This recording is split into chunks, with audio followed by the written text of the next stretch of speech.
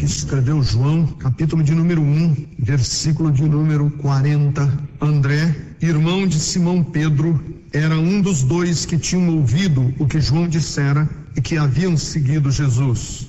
O primeiro que ele encontrou foi Simão, seu irmão, e lhe disse: achamos o Messias, isto é, o Cristo. E o levou a Jesus. Jesus olhou para ele e disse: você é Simão, filho de João, será chamado Cefas, que traduzido é Pedro. Queridos, nós muitas vezes tentamos e precisamos criar uma imagem daquilo que nós acreditamos ser o verdadeiro discípulo de Cristo. Quem é ou como é, de que jeito é o verdadeiro discípulo? Quem pode dizer eu sou um discípulo de Jesus? Quais as características que uma pessoa precisa ter para poder afirmar que é um discípulo de Jesus? Quer dizer, definir quem é um discípulo de Jesus é uma tarefa muito difícil. Saber a amplitude do que significa ser um cristão verdadeiro é complicado, porque existem cristãos de todos os tipos. Existem cristãos que se reúnem em hotéis de luxo, cristãos que se reúnem em hotéis 5 estrelas, e existem cristãos que se reúnem em favelas. Existem cristãos que se reúnem em prédios governamentais e existem cristãos que se reúnem em prédios mínimos, em cortiços. Há cristãos que estudam o cristianismo nas academias, nas universidades. Há cristãos com debates filosóficos sobre a pertinência da fé diante da filosofia, da física quântica. E existem cristãos que são professores de escola dominical contando a história de Noé para as crianças. Existem cristãos que nem comem carne sufocada, porque acham que é pecado. E existem cristãos que usam piercing na orelha ou no olho. Tem crente que acha que o rock é a música que deveria ser mais tocada nas igrejas. E tem crente que acha que a melhor música para ser tocada na igreja é cântico gregoriano. Existem cristãos que são da igreja ortodoxa russa e existem cristãos que fazem parte do grupo dos surfistas de Cristo. Então é uma amplitude tão grande que às vezes nós não sabemos definir direito quem é um cristão. Como é um cristão nos dias de hoje? Antigamente era mais fácil, né? Quem é crente? Mulher que não usa calça comprida, não corta o cabelo, não usa joia nem bijuteria, não depila as axilas, é essa crente. Quem é o rapaz que é o crente? Paletó e gravata, Bíblia debaixo do braço, rosto sisudo, quem está com raiva da vida, esse é o crente, né?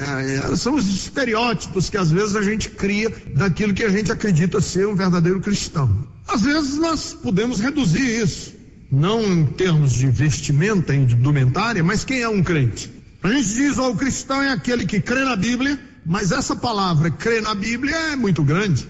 Porque crê na Bíblia tem um monte de gente que diz que crê na Bíblia e a gente olha para ele e diz assim, opa, eu acho que isso aí não é cristão. A gente pode dizer, olha, cristão é aquele que entregou a vida para Jesus. Mas o que é isso? Entregar a vida para Jesus. O que é entregar a vida para Jesus? Alguém pode dizer, cristão é aquele que crê em milagres. Mas será que é? Cristão é uma pessoa que crê em milagres? Então, essa tarefa de entendermos quem é um verdadeiro cristão, ela é árdua, difícil. Por isso, eu gostaria de estudarmos um pouquinho a vida de Pedro. Porque Pedro mostra com mais exuberância, ele mostra com mais clareza, com mais nitidez, ele mostra um verdadeiro discípulo. Vejam bem, Pedro foi o que mais falou entre os discípulos de Jesus da Bíblia. Pedro foi o que mais se revelou. Ele era o personagem mais visível dentre os discípulos de Jesus. Pedro foi o que mais mostrou a sua humanidade entre os discípulos de Jesus. Portanto, se nós queremos definir, se queremos entender, se queremos estabelecer o prumo de um discípulo, é bom dar uma olhada na vida de Pedro, porque Pedro pode nos dar um norte nessa tarefa difícil, que é a tarefa de identificar um verdadeiro discípulo. Vamos ver esse homem chamado Pedro. Primeiro, o nome dele era Simão. É interessante porque a palavra Simão, no original, significa aquele que ouve, aquele que gosta de ouvir. E quando Jesus começou a falar com ele, disse: olha, eu acho que é melhor, em vez de eu chamar você de aquele que gosta de ouvir, chamar você de Cefas, Pedro, porque Pedro significa rocha, significa pedra, significa uma pessoa de mais dureza, firmeza naquilo que é e pensa. Pedro era um pescador. Os pescadores, não sei se alguém aqui já morou perto de alguma comunidade de pescadores, a vida dos pescadores é muito difícil. A vida do pescador é uma vida muito difícil, não apenas porque ele acorda cedo, não apenas porque ele vai dormir muitas vezes exausto, porque a pescaria não foi boa. A vida do pescador é difícil porque é uma vida braçal. O pescador tem que puxar rede, tem que colocar rede. E essa tarefa de puxar dá ao pescador uma compleição, dá um físico para ele de gente mesmo forte. O pescador é forte, precisa ser forte. Pedro era pescador. Ele era irmão de André. Então, quando você lê sobre André na Bíblia, saiba que André era seu irmão de carne, irmão carnal, que aliás foi quem falou de Jesus para Pedro, o irmão dele, André, que era discípulo de João. E quando João fez aquela declaração maravilhosa: este é o Cordeiro de Deus que tira o pecado do mundo, o André, que era o irmão do Pedro, ouviu essa declaração e disse para Pedro: Pedro, achamos o Messias. E Pedro seguiu a Jesus. E o pai dele chamava-se Jonas. Nós só sabemos isso, que o pai de Pedro chamava-se Jonas e possivelmente fosse também pescador. E que eles tinham uma pequena empresa de pesca. Tiago, João, André, família ali com Tiago e João, que eram filhos de Zebedeu. Parece que eles tinham uma espécie de empresa de pesca. Eles faziam uma sociedade. Um era dono do barco e os outros trabalhavam ali, como se chama na linguagem dos pescadores, de meia. Quer dizer, o que ele pesca, a metade ele dá para o dono do barco. Então, Pedro era um pescador, trabalhava com os irmãos e com os filhos de Zebedeu, que eram Tiago e João, nessa empresa de pesca, nas margens do lago de Tiberíades, que é um grande lago que tem lá em Israel, na Palestina. Ele era casado, a casa da sogra ficava em Cafarnaum, e acredita-se que foi na casa da sogra de Pedro que Jesus se estabeleceu quando ele morou em Cafarnaum. Pedro era uma pessoa, não apenas um seguidor de Jesus, não apenas um apóstolo. Pedro era uma pessoa da intimidade de Jesus. Interessante isso. Ele era da intimidade de Jesus. E Pedro assumiu, por causa da índole dele, uma espécie de liderança do grupo. Jesus tinha 12 apóstolos e ele era uma espécie de líder dos 12 apóstolos. Tanto que em todas as listas de apóstolos que nós temos na Bíblia, o nome de Pedro vem sempre em primeiro lugar. Então, entre os apóstolos, ele foi uma espécie de líder. Um homem arrojado, sempre, como eu já falei, ousado, sempre falando, sempre ali participando, e amigo íntimo de Jesus. Cooperador e amigo. Jesus tinha 3 grandes amigos, que era Pedro, Tiago e João. Esses eram os 3 amigos mais íntimos de Jesus, com os quais Jesus desfrutava de uma intimidade que as outras pessoas não tinham. Uma das grandes virtudes da Bíblia é que ela não tenta confeitar os seus heróis. Quando a Bíblia fala dos seus heróis, ela não fica chaleirando os heróis da Bíblia. Tanto que na Bíblia a gente sabe, por causa disso, que Abraão mentiu, a gente sabe que Moisés cometeu um assassinato, nós sabemos que Davi cometeu também assassinato e adulterou, porque a Bíblia não esconde os defeitos, as mazelas, os pecados dos seus grandes líderes. Então, uma das coisas interessantes que a gente olha na vida de Pedro é que ele era uma pessoa muito igual a qualquer um de nós. Vejam onde eu estou querendo chegar. Eu quero estabelecer características de um verdadeiro discípulo de Jesus. Então, nessa arte de querer entender um pouco sobre quem são os verdadeiros discípulos de Jesus, nós estamos olhando a vida de Pedro. E na vida de Pedro, nós vemos coisas muito parecidas comigo e com você. Por exemplo, que ele era uma pessoa que tinha atitudes medianas, nem excelentes, nem vulgares, normais. Ele era um homem muito normal. Como você e eu temos essas coisas muito normais. Ele era uma pessoa que tinha características negativas. Como você e eu temos características negativas na nossa personalidade, no nosso caráter, na nossa vida. E ele tinha características muito positivas. Ele tinha coisas que eram normais do ser humano, tinha coisas feias do ser humano e tinha coisas bonitas do ser humano, como qualquer pessoa. Então é assim, os discípulos de Jesus não se transformam em anjos, graças a Deus, porque eu não consegui ainda ser anjo. Os discípulos de Jesus não veem a vida como anjos. A vida nossa continua igualzinha a de todos os seres humanos. Cada pessoa que é discípulo de Jesus tem atitudes normais do ser humano, tem atitudes negativas com as quais nós lidamos e precisamos trabalhar essas atitudes, e temos coisas bonitas. Você não é um zero à esquerda. Deixa eu dar um exemplo claro. Tem uma música que nós cantamos que diz assim: tudo que há em mim precisa ser mudado.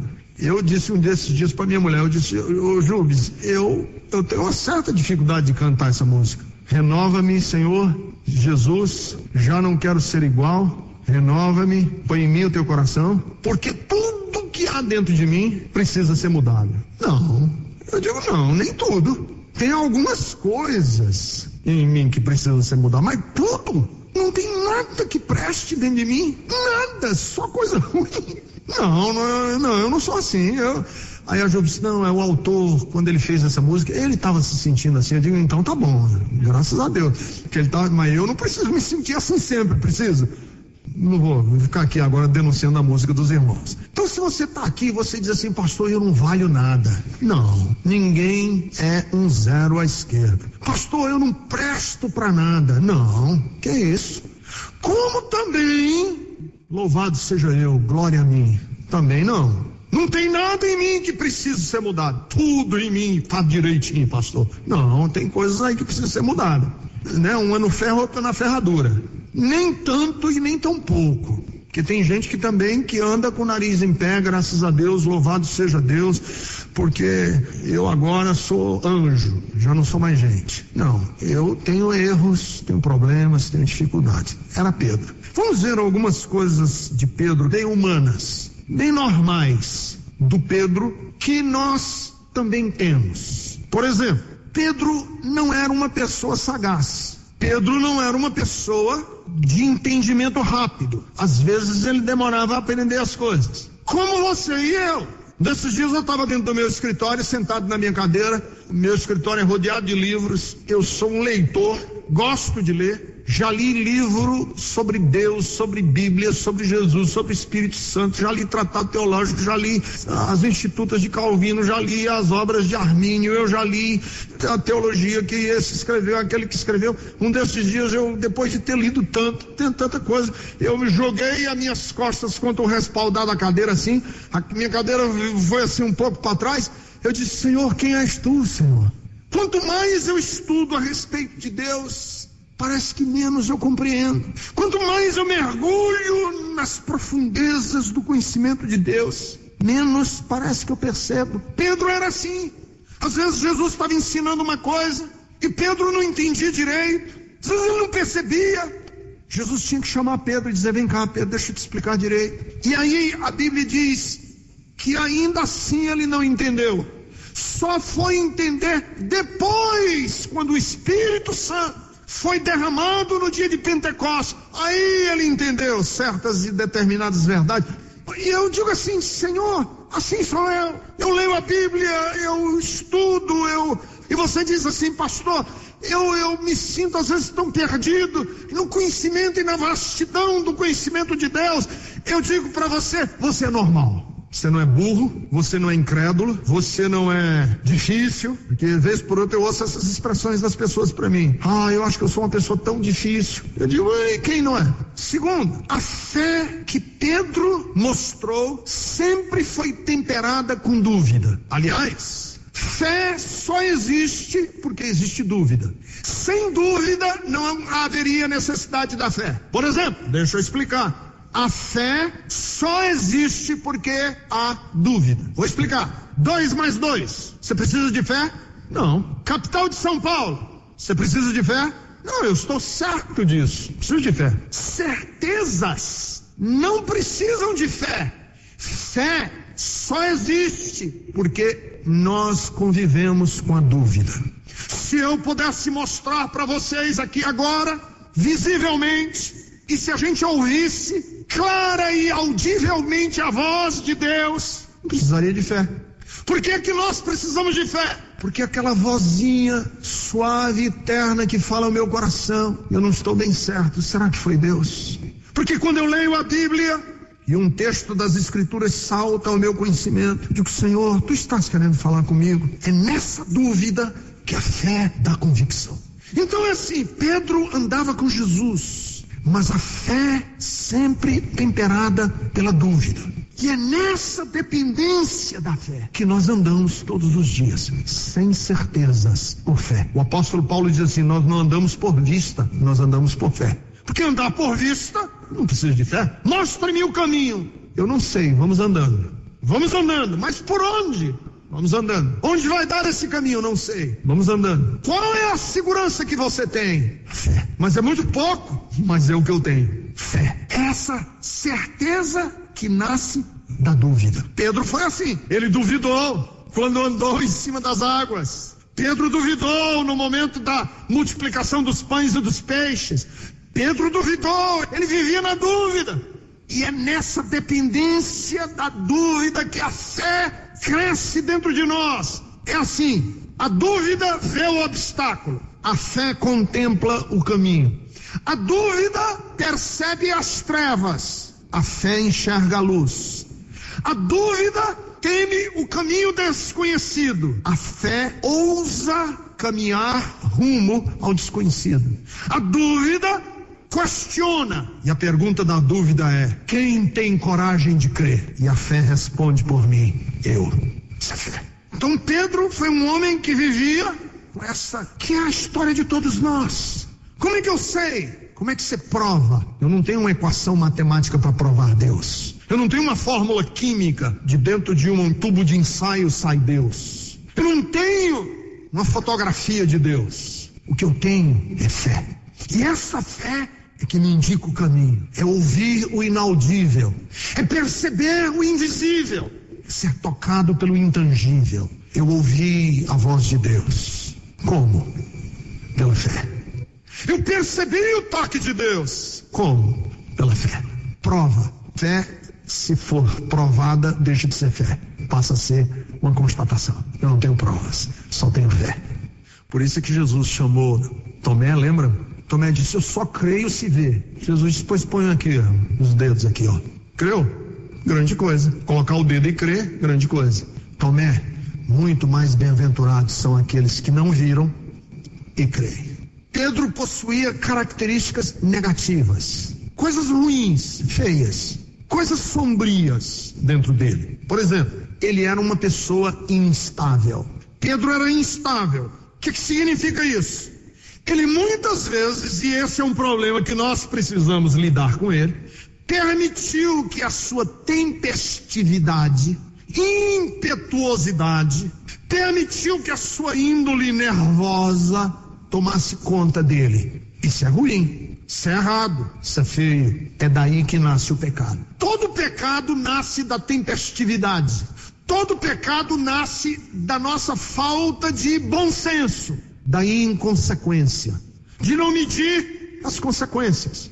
O pecado nasce quando, por um instante, nós perdemos noção das consequências dos nossos atos, ou somos irresponsáveis com as consequências dos nossos atos.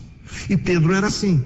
Pedro era um homem que, na mesma hora que ele fazia uma declaração tempestiva, 2 minutos depois ele dizia outra coisa completamente errada, fruto da sua tempestividade. Jesus, certa vez, no capítulo 16 de Mateus, disse: quem dizem os homens que eu sou? Aí todo mundo tinha uma opinião.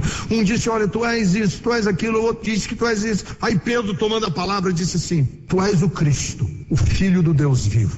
Jesus disse: bem-aventurado és, Simão Barjona, porque não foi carne nem sangue quem tu revelou. Agora eu te digo, tu és pedra, e sobre essa pedra edificarei a minha igreja. E aí Jesus passa a falar da sua morte. E quando Jesus está falando da sua morte, esse mesmo Pedro, na mesma hora, no mesmo instante, tempestivamente, sem entender, diz assim para Jesus: Senhor, se o Senhor tiver que morrer em Jerusalém, eles vão ter que passar por cima do meu cadáver. Longe de ti, não me fala mais nessa história, você não vai morrer. E aí Jesus disse: arreda de mim, Satanás, porque você não entende e não discerne as coisas de Deus, e sim as coisas dos homens. Olha, mesmo Pedro, isso é muito característico dessa história de todos nós. A mesma pessoa que num instante parece boa, perspicaz, compreensiva, 2 minutos depois joga tudo por águas abaixo. Quantas vezes você já fez isso na sua vida? Quantas vezes eu já fiz isso? A gente age na vida, muitas vezes, tempestivamente, fala coisas que não devia falar, mete os pés pelas mãos, age de uma maneira que a gente não está calculando as consequências lá na frente das nossas ações. E aí depois a gente olha para trás e diz: puxa vida, como eu fui inconsequente, tolo, como eu fui bobo, como eu fui besta na minha história. Era essa a história de Pedro. E se você for prestar atenção, todos os seus atos que deram errado, teve uma hora que você podia ter parado. Teve uma hora que você disse: eu posso ir por cá. E você disse: não, mas eu prefiro ir por lá. Todos os nossos atos, todos, pode prestar atenção, cada um deles, que deram errado, houve um determinado momento que alguém, que uma voz interior, que um amigo, que um conselheiro, que um pai, que a mãe, que alguém chegou para nós e disse assim: espera, não vá. E você disse: eu vou. E as consequências, depois eu acerto. E depois você olha para trás e diz: puxa, não era isso que eu devia ter feito na minha vida. Pedro, tantas vezes na história de Pedro teve isso. Uma outra coisa muito feia na história de Pedro é que a coragem dele muitas vezes chegava às raias da arrogância e da inconsequência. O corajoso tem que tomar muito cuidado para ele não ser arrogante. Toda pessoa arrojada tem que tomar cuidado para não ser uma pessoa estúpida, bruta. Toda pessoa empreendedora tem que tomar cuidado para não se transformar num trator que passa por cima de gente. Todas as pessoas. E Pedro era assim. Ele era um homem arrojado, mas era próprio da índole dele. Não é que ele tinha que deixar de ser arrojado. Ele era que não permitir que a coragem dele se transformasse em arrogância, que é muitas vezes a história de cada um de nós. Não permita que aquilo que você tem de belo e de bonito se transforme num defeito. Por exemplo, uma mulher que é muito amorosa e boa, ela tem que tomar cuidado para não se transformar numa mulher melosa. Um rapaz que é introspectivo, ele tem que tomar cuidado para não se transformar num depressivo. Uma pessoa que é muito falante tem que tomar cuidado para não se transformar num tagarela. Uma pessoa que ri muito e que é a alegria da festa tem que tomar cuidado para não se transformar num palhaço. Uma pessoa que é muito emocional tem que tomar cuidado para não se transformar numa pessoa melancólica. Uma pessoa que é muito arrojada tem que tomar cuidado para não se transformar num pitbull. Passa por cima de todo mundo, arrasa com todo mundo que está na frente, que era Pedro.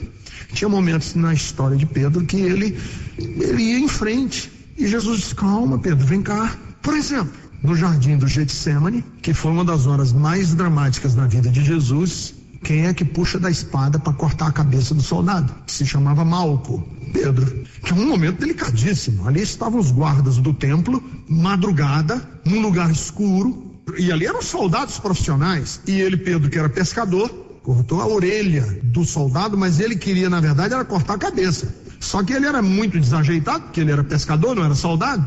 E eu fico imaginando um pescador manuseando a espada, é como mulher que joga pedra. Viu mulher jogando pedra? Dá uma pedra pra uma mulher e manda ela jogar pra você ver. É muito engraçado ver mulher jogando pedra. Joga assim o negócio todo. Porque nunca aprendeu, né? A mulher não joga pedra. Quem joga pedra é criança, do sexo masculino, que vai pra rua e fica jogando pedra um no outro, coisas de menino, não de menina.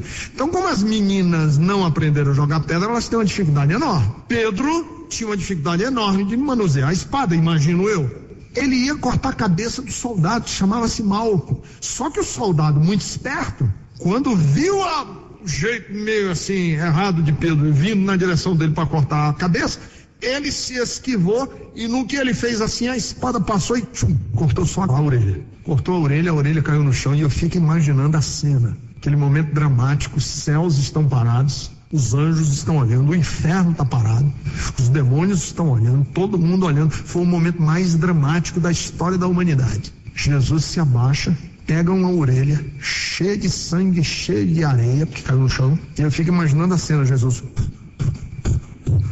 limpando, porque ia colar de volta, quer dizer, consertar o mal feito de Pedro numa hora que não podia fazer mal feito. E aí foi que ele disse aquela máxima para Pedro: Pedro, guarda a tua espada, porque quem com a espada fere, com a espada será ferida. Não é? Você tem uma virtude de ser uma pessoa sensível, cuidado para não se tornar uma pessoa melosa. Você tem a virtude de ser uma pessoa empreendedora, cuidado para não ser uma pessoa que passa por cima dos outros. Você tem a virtude de ser uma pessoa com senso crítico apurado, cuidado para não ser um cri-cri. Não é horrível você estar perto de uma pessoa que é um cri-cri na vida, critica tudo, não vê nada de bom? Toma cuidado para não permitir que aquilo que em você pode ser uma coisa linda se transforme numa coisa feia. Mas Pedro possuía características muito bonitas. Primeiro, ele era um homem de uma profunda humanidade. Ele casava espiritualidade com humanidade. Uma pessoa espiritual é uma pessoa humana.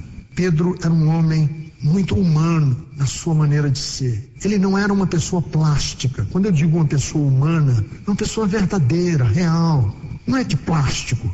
Não é que tem um sorriso postiço. Não é uma pessoa que tem um olhar que a gente está sempre com medo do olhar dele. Pedro era profundamente humano. Pode-se dizer que a espiritualidade de Pedro se manifestava na sua humanidade, e a humanidade dele se manifestava na sua espiritualidade.